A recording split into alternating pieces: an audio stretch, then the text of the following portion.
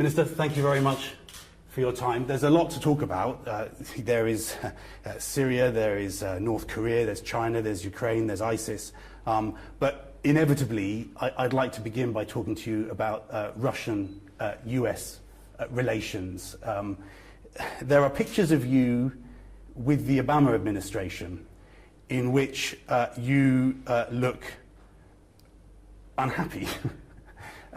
There are pictures of you with President Trump in which you look like you're having fun. So what? Is that the way it is? I haven't seen any picture of me which could be described as me being happy or unhappy. If I laugh, then the gentleman who talks to me might have cracked a joke. If I don't laugh, the partner might be boring, or partner might be asking for some serious issue to be considered, and then I'm not laughing. But with John Kerry, for example, we laughed a lot. He has, I hope, still very good humor, and we enjoyed our private relations as much as we concentrated on our business, on Syria and elsewhere. If there is a warmer relationship now with the Trump administration than there have been with previous American administrations, there are also messages from Moscow that are unhappy with things, particularly the Russian compounds that were seized by the Americans. What is the real feeling towards Washington as you would describe it right now? Are there particular people within the administration that you think are more constructive to Russia than others? Do you, for example, think that President Trump has a more positive attitude towards Russia than Secretary Tillerson, for example? Look, we can only rely on what people say and what people do. And it's obvious that during the Obama administration, the irritation, for whatever reason, started building up in Washington against us many years ago, long before Ukrainian crisis, long before anything else which is now cited as the problem in Russian-American relations. The first time I think it was publicly shown was when Edward Snowden made it to Russia in the expectation that he would be able to take a flight to Latin America, and Russia was just a stopover. As he was flying from China to Russia, his passport was declared invalid, and this information was circulated to the airports all over the world, including to the Moscow airport, where he landed and could not be let through because of the information received about his passport. And then President Obama called President Putin, John Kerry called me, John Brennan called his counterpart in Moscow, many times, saying, you must extradite him, you must extradite him. And according to our legislation, we cannot extradite people who are being persecuted for something they did to protect and promote human rights. And then President Obama, I would say entirely unpresidentially, was frustrated so much that he cancelled his bilateral visit to Moscow, which was scheduled immediately on the eve of the St. Petersburg G20 summit. He did attend the summit in St. Petersburg, but he did cancel the visit, which was supposed to consider quite important agenda. I believe it is not for the people who occupy any position of influence and importance in the current world to get offended like small kids on issues which are absolutely uncomparable to the issues which had to be discussed, which were to be discussed at the Russian-American summit. And then, of course, the Magnitsky Law, which, as we now see, was very much orchestrated, but I hope the investigation which is going on, including in the United States, would discover the truth. All this was long before Ukraine. And all this was accumulated by the Obama administration, building on, I would say, some personal agendas maybe President Obama was personally offended by something he saw in Russia. And then at the last days of his administration, he seized the diplomatic property protected by bilateral agreements between our countries and enjoying a diplomatic immunity. I believe it was, the act of desperation and the desire to leave something to his successor, which would be unrepairable as far as Russian-American relations are concerned. So it was not this administration's act. It was an act designed, among other things, which were promoted to make the life of this administration absolutely unbearable. And we always knew, of course, from the history of the American state, from many wars which were fought on that land, that seizure of property, seizure of land, was one of the means how America was created, actually. But I never suspected that this would be done by a party which now represents quite different philosophy. By the way, when people say that the property was arrested and diplomats were expelled to punish Russia for meddling with the American election, don't believe this crap, because the official note verbal which we received from the State Department said nothing about the reasons for which this property had been seized. So it's just straightforward robbery. And international law is entirely on our side, and we would act on the basis of international law to get it back. You're threatening to remove US diplomats from Russia. What message should the US take away? Do you see President Trump as a friend, or are your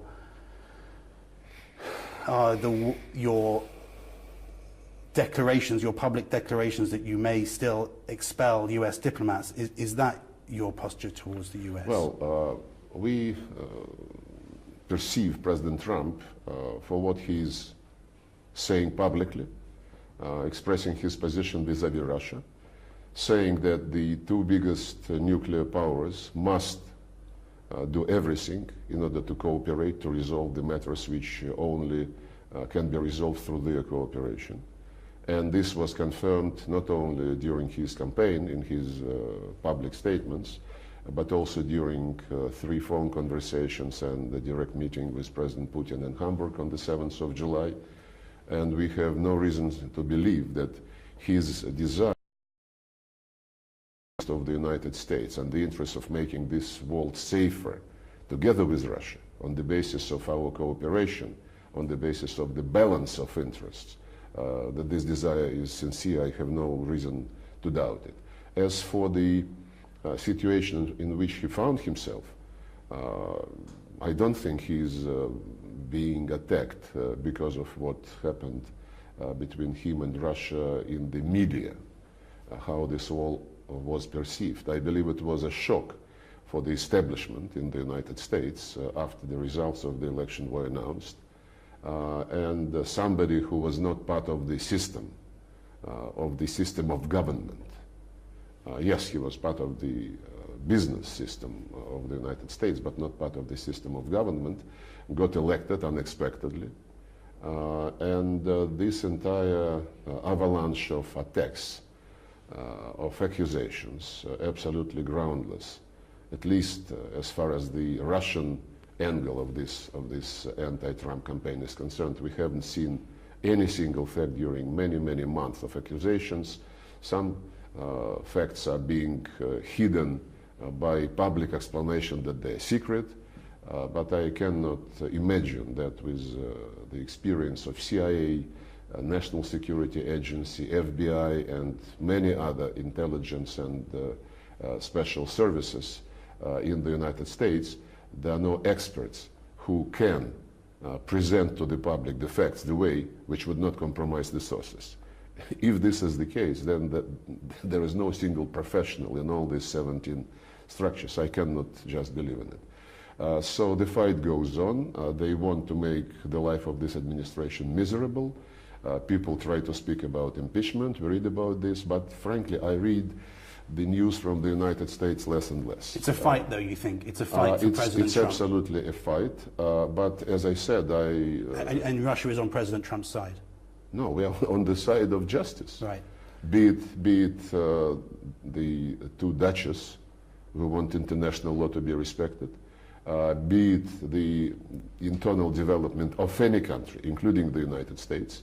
We want the constitution of that particular country to be respected, as well as international obligations of that country. We know about President Putin and President Trump meeting 3 times at the G20. They met, obviously, for the bilateral. They met at the dinner, and they met... Well, maybe they went to a toilet together. That was a 4th time.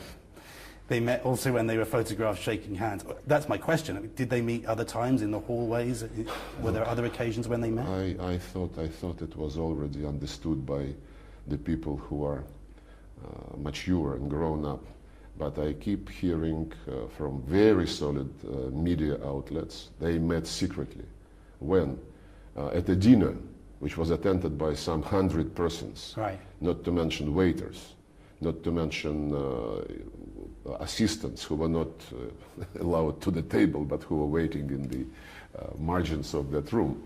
And that was I mean, something which people do.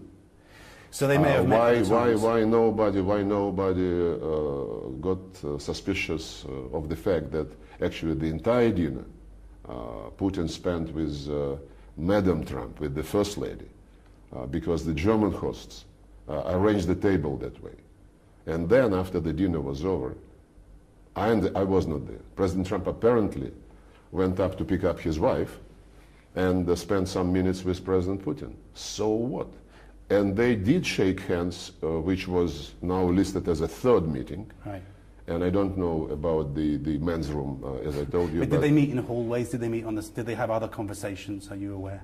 Look, foreign ministers are not invited to the sessions of the G20 discussions. We only were present at the bilaterals which the president had with many of his colleagues, the leaders attending the G20 summit. But when you are brought by your parents to a kindergarten, do you mix with the people who are waiting in the same room to start going to a classroom? I believe you. I remember when I was in that position, I did spend 5-10 minutes in the kindergarten before they brought us to the classroom to start explaining to us how the animals differ, you know. It's the G20 though, not a kindergarten. Well, but there is also a room where they get together before an event starts. They cannot arrive all at the same time in a bus. They arrive with their own motorcades, and then they are ushered in a room which is a waiting room. So they might have met even much more than just 3 times. It's an important point, though, and this is why, and I would think it would be an important point from your point of view, which is that when important leaders like President Trump and President Putin, the most important leaders in the world, meet, they make agreements which then people who work for you have to then implement. Let me give you an example. In terms of the working group on cybersecurity, Russia's envoy on cybersecurity says that there are now discussions underway with the US. President Trump has tweeted that actually it can't happen. That appears to have been something that was agreed at the bilateral meeting, but it's not clear because we don't appear to have an objective readout of what was agreed. So is that working group on cybersecurity happening? And I guess my wider question is, does it actually make it more difficult for you? Russia is said to have asked for a note taker at that meeting, and the White House is said to have refused that. Does it actually make it more, is that not true? Is that not? There were 2 interpreters, each on each side. Okay. So does it make it more difficult for you if there isn't a clear agreement on what was agreed at each meeting, a formal agreement? Well, and what about that cyber working group? It's very schematic, you know, the way you presented this question, unfortunately. When the leaders discuss, they don't draft documents. They don't draft papers. they pick up subjects on which they believe the two countries can cooperate for the benefit of their own people, for the benefit of security in the region and in the world.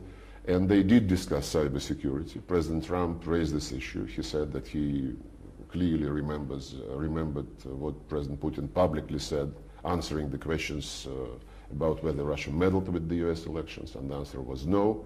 But he also reminded, as he did during this meeting in Hamburg, that the Russian Federation many times, many years ago, still under the Obama administration, proposed to establish a serious process which would concentrate on any apprehensions, any of us, and maybe some others, because this could have been open for other countries to join, any apprehensions which anyone might have regarding any problem in cyberspace.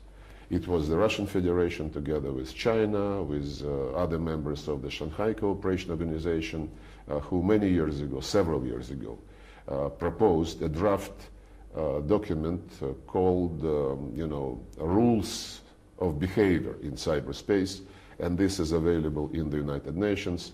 It was the Obama administration which was not very eager about starting to discuss it, and we just recalled all this when all these accusations started being thrown at the Trump administration and at the Russian Federation, that we intrigued behind the curtains, under the carpets, to defeat Democrats. We reiterated this approach that we want cyberspace to be the area where we discuss all concerns, be it interference in domestic affairs of any sovereign state, be it the use of cyberspace for terrorist purposes or for the purposes of drug business, pedophilia, other violations of international and national legislation. And the President of the United States clearly showed interest in having these issues discussed. And those talks are underway now, are they, with the US? Well, I cannot be in the picture on each and every aspects of our experts' contacts. So Russia's envoy on cybersecurity says there are talks underway between the US. That's what he said yesterday. Yes, that's correct. Well, you asked me to say whether I trust somebody who is an official in charge of cybersecurity. Right. If you don't trust him, double check with somebody else. He is my subordinate. I don't have any reason not to trust him. Yeah. On those conversations, initially you said that President Trump mentioned the question, the allegation of Russian intervention in the US elections, and then later President Putin said that President Trump asked him the question directly, and it wasn't a singular question. There were many questions, and that President Trump gave much attention to that subject. Did Moscow change the description from the way that you characterized it in order to help President Trump? Did Moscow increase the amount of conversation that it said was there about the allegations of Russian intervention in the US election? I feel like I'm at the hearing in the Senate on the investigation of Trump betraying the interests of the United States of America. But no, President Trump actually himself answered to the allegations that he trusted Putin, as Putin said. He clearly reminded all those who have nothing better to do than to engage in this dirty business, that what President Putin said about this part of the discussion at the press conference, that President Trump raised the issue. President Putin confirmed that we never did anything to interfere in the American elections, and that he, President Putin, got an impression that President Trump accepted this explanation. Putin never said that Trump was happy about something he said on this score. Right. And I read the tweet of President Trump, and I believe the courage with which he withstand this unbelievable attacks is really deserves does deserve respect. But anything else about cyber security? I've got a broader question, actually, because you are a diplomat of many, many years' experience, one of the most experienced diplomats in the world. And yet, in recent months, you have been witness to some moments of history. What goes through your mind when you're there in the room as President Putin meets President Trump? What goes through your mind when you're in the Oval Office with President Trump and he talks about having great intel and allegedly shares some of that with you, or describes James Comey as a nut job? These things are not experiences that even you have every day. You mean what I felt when I was in the Oval Office? What did you Basically, the feeling was the same as when I was in the Oval Office with President Obama and President Bush before him. Respect to the president, who was legitimately elected the leader of the United States on the basis of the United States Constitution. And respect for anything they choose to tell me, to present the American position and to present their views on what they believe should be the substance of Russian-American relations. And at the G20, when the two presidents are meeting, apparently President Trump's wife even came into the room to say, we need to wrap this up, but it was going so well they wanted to carry on. Look, our political and human culture does not provide for somebody else's family matters to be discussed in public. But my question is really more about just... I understand you are British, you are too eager to get more details than Russians can provide to you on this human rights subject, but... You don't want to share more about what happened. It's a 2-hour meeting, and we know very little about what really happened. No. You asked for the entry of the First Lady, right, and I answered you. Right. And I believe the 30 minutes or so which we are discussing, we have been discussing mostly that meeting in Hamburg. What is your specific... I'm just interested in your reflections on that meeting, on that meeting. It was the meeting of the two leaders. And actually, I did make a statement after that meeting. Yes. Before the press conference of President Putin. That was a meeting of the two leaders who certainly defend the interests of their countries, who understand the interests of their countries in a long-term perspective, not just thinking of, what comes in a year and a half, midterm elections, we have to maneuver. No, they have been clearly guided by long-term interest of the United States and of the Russian Federation. And they were clearly both very much aware that the best interest of our countries require, or would be much, much better ensured if we cooperate. And if we also cooperate on issues which are important to the entire world and which could be much more effectively resolved if Russia and the United States are together, as it happens in some parts of Syria now. On Syria, do you view the... Oh, by the way, you said that President Trump revealed some secret when I was in the Oval Office. I missed that part of your question. Did you?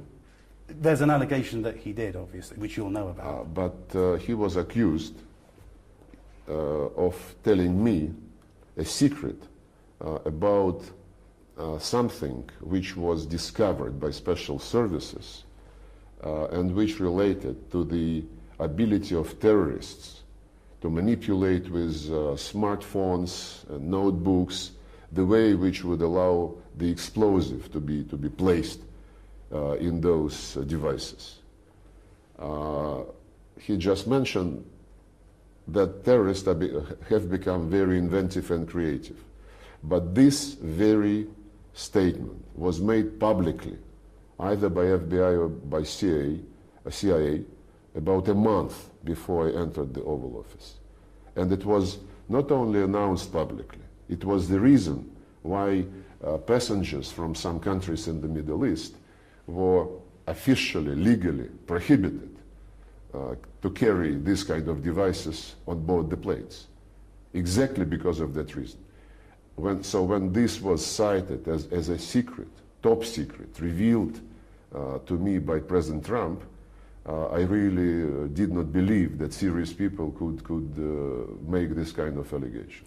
On Syria, do you view the reporting that the CIA program to back Syrian rebels in Russia, that has been stopped, that program will no longer go forward? Do you view that as a concession to what Russia is asking for in Syria from the Americans? Well, look, this decision was taken as far as American media writes, if you still can believe the American media, but I still try to. This decision was made a few weeks before the meeting of G20. I read, I think, yesterday that this was a result of a meeting between President Trump, General McMaster, and Secretary Mattis. I can only proceed from this news. Do you welcome it? I don't know, because we have to calculate the overall approach of all of us to resolving the Syrian crisis. We certainly concentrated on the de-escalation zones, de-escalation areas, which are designed to stop the fighting between the government and the armed opposition, for them not to attack each other, and hopefully for them to concentrate entirely on fighting ISIL. Therefore, the logic of the opposition and the government to sign a ceasefire, to enter into cessation of hostilities arrangement, is very much our logic. And I understand that the United States supports much more groups than just the ones which were announced as being left without the American weapons and instructors, and that, well, lately it was stated that some 10 American bases have been created in Syria. At least a Turkish newspaper wrote about this, and the Americans criticized Turkey for having allowed this news to be let out. 10 bases. I don't know. I only trust what I see in the news and take it for the value of what it is. You object to that, do you? American bases in Syria? No, I don't object to American bases in Syria as long as the Americans reiterate that their illegitimate presence in the Syrian Arab Republic, because unlike us, they will not invite the government. You say they're not. Of course it is they shouldn't be illegitimate. there. Mm-hmm. As long as this illegitimate presence in the Syrian Arab Republic is executed in the way which they say is the case, namely with the full respect of sovereignty and territorial integrity of the Syrian Arab Republic, with the sole purpose to fight ISIL and other terrorist organizations. And that means that after the country has been liberated, after the settlement has been reached to the satisfaction of all the Syrian ethnic, confessional, and political groups, the presence of the foreign troops of foreign bases on the soil of Syria would be only legitimate with the consent of the Syrians themselves. But it was interesting for me to read about the presence and the basis. But I just wanted it was interesting. Excuse me. Okay, I'm sorry. It was interesting to me to read the statement, I think this morning, of Mr. Pompeo, the CIA director. He was asked about what Russia is doing in Syria, and he said, "We don't like what Russia is doing in Syria. We don't share the purposes of Russian presence in Syria. The main purpose of Russian presence is to establish a couple of bases on the Mediterranean seashore."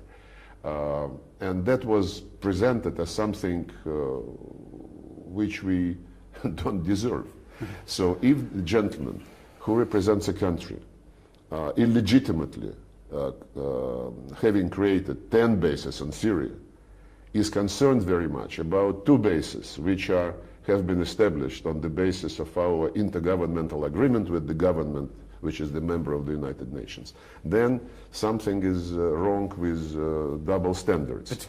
Not to mention that hundreds and hundreds of military bases of the United States all over the world and all around Russia seemingly do not cause any concern to Mr. Pompeo or to anybody else. To be clear, the principle that the only forces that should be allowed to intervene in Syria are those that have been sanctioned by President Assad would suggest that only Russia, Iran and perhaps Hezbollah should be allowed to intervene in Syria. Well, strictly speaking, yes. But in practical terms, we have been trying to be flexible in order to remove the key barrier to the Syrian settlement, the terrorist threat in Syria. And through our dealings with Iran and Turkey, by the way, and through our dealings with Jordan and the United States, and with the armed opposition, we try to achieve this goal by having a cessation of hostilities between the government and those who fight it on the part of the patriotic opposition, so that all forces can be released free to fight terrorists. And the processes which we are engaged in, of course they have been consulted with the Syrian government, and the Syrian government does not mind us to move in the direction we are moving, in the context of the overall understanding that number one priority is to fight ISIL. And we hope very much that this de-escalation areas agreement would resolve the problem which killed the deal between us and President Obama, namely the problem of Jabhat al-Nusra and all its incarnations. Because from the very beginning, the United States coalition, while fighting ISIL more or less actively, sometimes more, sometimes less, they have been sparing Jabhat al-Nusra. Obviously, all facts indicate in this direction. And by the way, this was the reason why the deal between myself and John Kerry, endorsed by President Obama and President Putin, failed in September last year, because the deal was that the Syrian Air Force does not fly at all, that the Russian Air Force and the American coalition fly and hit only those targets which would be mutually agreed. It was a huge deal, but the deal should enter into force on the 7 days, and by the 7th of the deal, by the 7th day, the Obama administration committed itself to separate the opposition, which is patriotic, from Jabhat al-Nusra. And they failed, and they said so, which only confirmed our suspicion that they were protecting Nusra all along. I'm out of time, and I did promise to be on time, but I just don't want to leave without asking you a question about North Korea. You, just before the G20, built an alliance, if you like, an agreement, if you like, with the Chinese over your position on North Korea. Why would you not consider North Korea a threat when they've fired a missile that came close to Russian territory? Well, I cannot say that we are not considering a threat what is going on the Korean Peninsula because of what North Korea is doing in gross violation of the Security Council resolutions. This not very noble attempts to present us as appeasing North Koreans, as acquiescing with what they have been doing, I don't know the purpose of those. Maybe, again, to get some political points, to score some political points. Our position is very straightforward. We supported consistently all resolutions of the Security Council which were designed to stop the prohibited nuclear and missile programs of North Korea. And it was agreed from the very beginning that all these sanctions would be targeted to make it impossible to continue with these programs. The people who have been engaged in these programs, who are engaged in these programs, the people who provide finances for this, the targets of the sanctions must be related, must be linked to what has been prohibited by the Security Council.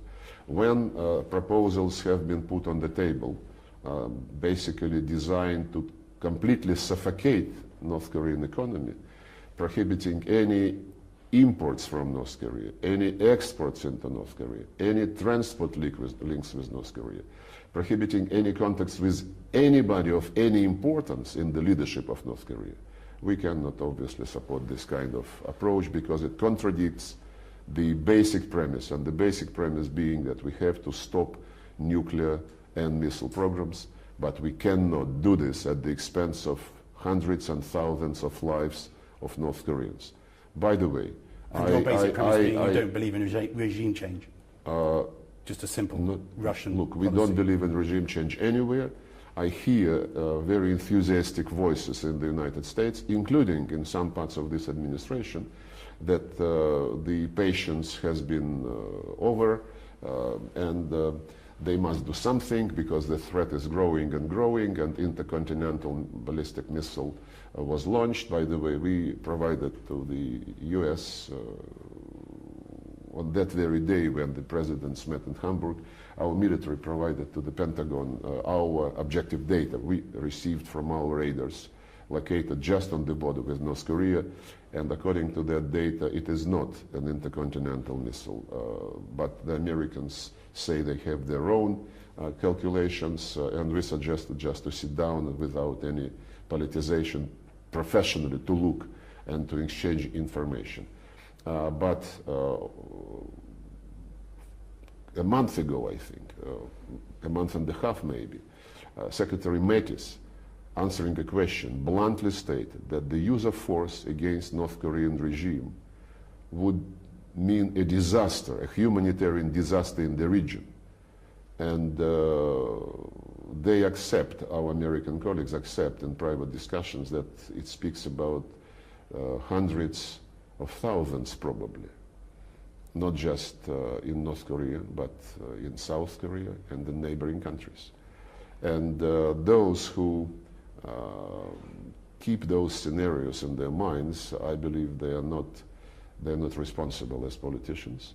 Therefore, parallel with the continued pressure on North Korea, not instead, but parallel with the continued pressure on North Korea, Russia and China proposed a parallel political track.